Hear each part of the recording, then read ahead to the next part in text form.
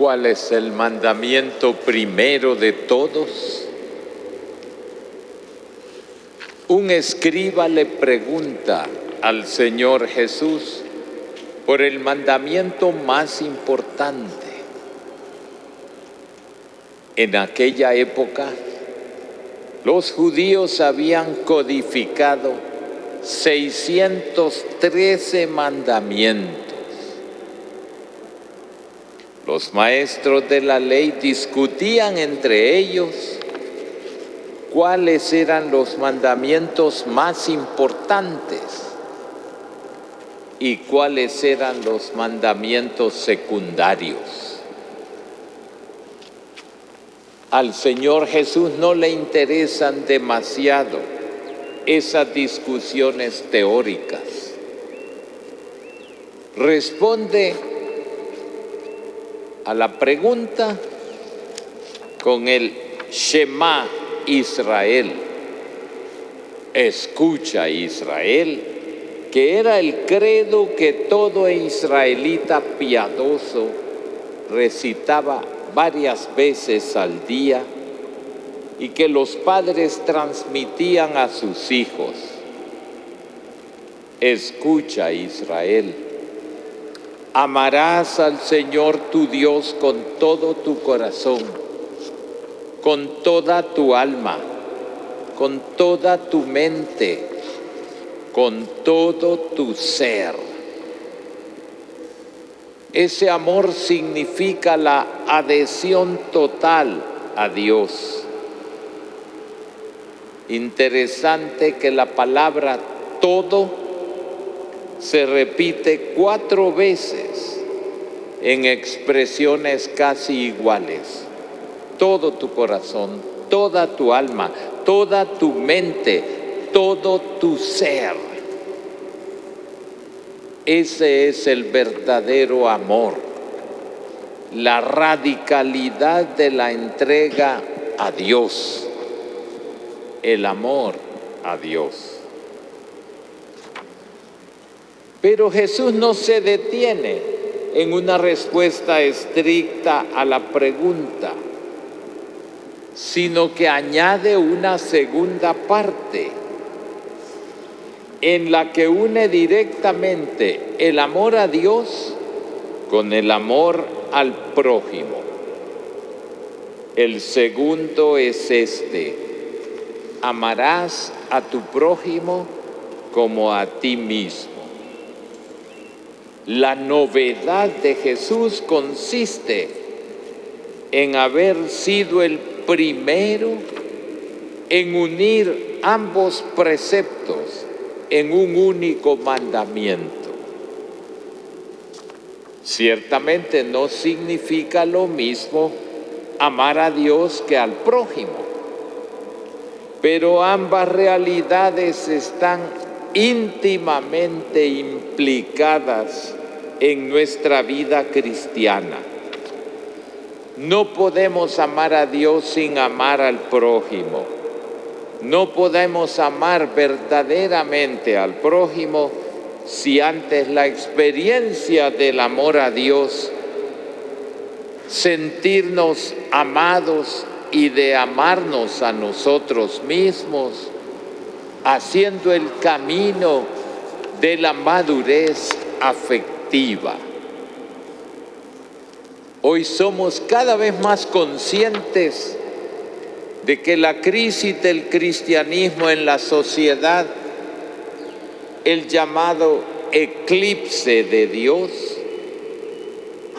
y lo más urgente que necesitamos los cristianos de hoy es la recuperación de la experiencia interior de Dios. Es como si Dios nos dijera: amar a Dios con todas las fuerzas, a Dios dentro del cual vives y que te ama entrañablemente, y amar a los demás con el mismo amor, es lo primero de todo. ¿Cómo se repite la palabra amor hasta dejarla devaluada, como muchas de nuestras monedas del mundo. El Evangelio tiene plena vigencia. Muchas veces estamos ahogados por cantidad de leyes, presiones, actividades que apresionan la vida. Nuestros días están llenos de asuntos pendientes, personas a las que ver o con las cuales reunirnos, proyectos que terminar, llamadas que hay que hacer. Tenemos la impresión de que estamos dispersos en muchas direcciones y podemos estar fragmentados. Nuestra sociedad hondureña es una sociedad fragmentada y peor todavía, confrontada y casi dividida entre quienes son amigos y quienes son enemigos. Y por eso hoy también es tiempo de preguntarnos, como este escriba que interrogó al Señor Jesús: ¿qué es lo más importante? ¿Qué es lo esencial en la vida? ¿Qué es lo que le da sentido a nuestras vidas? ¿Qué es lo prioritario? Y la respuesta de Jesús al maestro de la ley sigue siendo válida para nosotros hoy. Amarás al Señor tu Dios con todo tu corazón, con toda tu alma, con toda tu mente, con todo tu ser, y amarás al prójimo como a ti mismo. Es como si Jesús nos responde hoy a cada uno: lo único importante es amar. No hay nada más decisivo que amar a Dios con todo el corazón y amar a nuestro prójimo. El amor es lo que verdaderamente da sentido a nuestra vida. Es la clave de la vida personal y de la vida social. La vocación del ser humano es la vocación al amor. Solo el amor nos hace vivir. Nadie puede vivir sin amor. Lo que nos salva es nuestra capacidad de amar y de sentirnos amados incondicionalmente. Sin este amor no podemos amar a los demás, y sin el amor, ¿qué sentido tiene la vida? El que nos salva en definitivamente es el que nos salva de verdad. Y mientras este amor a Dios y al prójimo no entre a la raíz de nuestra vida, no habremos descubierto la alegría del Evangelio, el gozo del Evangelio. Hoy, la palabra de Dios nos invita a centrarnos en lo esencial, a librarnos de todo lo que nos impide vivir plenamente, es decir, a vivir lo que nos construye, lo que nos humaniza, lo que le da sentido a nuestra vida, lo esencial, el encuentro con Dios, y poner a Jesús en el centro de nuestro corazón. Es muy interesante la respuesta de Jesús a ese maestro de la ley: no estás lejos del reino de Dios. Y valdría la pena preguntarnos a nosotros mismos: ¿Y yo? ¿Estoy lejos del reino de Dios o estoy cerca del reino de Dios? Es una pregunta clave que tenemos que hacer cada día, porque si el amor de Dios no está en nuestro corazón, no nos engañemos, no estamos cerca del reino de Dios. Y si Honduras está sumida en el odio, en el asesinato, en la lengua que destruye a través de la calumnia, no nos engañemos. El que así actúa no está cerca del reino de Dios. Y ahora que comenzamos el mes de noviembre, y no lo comenzamos con el miedo, ¡ay, qué terror! El día de las brujas, completamente el paganismo que nos quiere hacer separarnos del verdadero amor de Cristo. Esa es un aspecto cultural que no nos pertenece.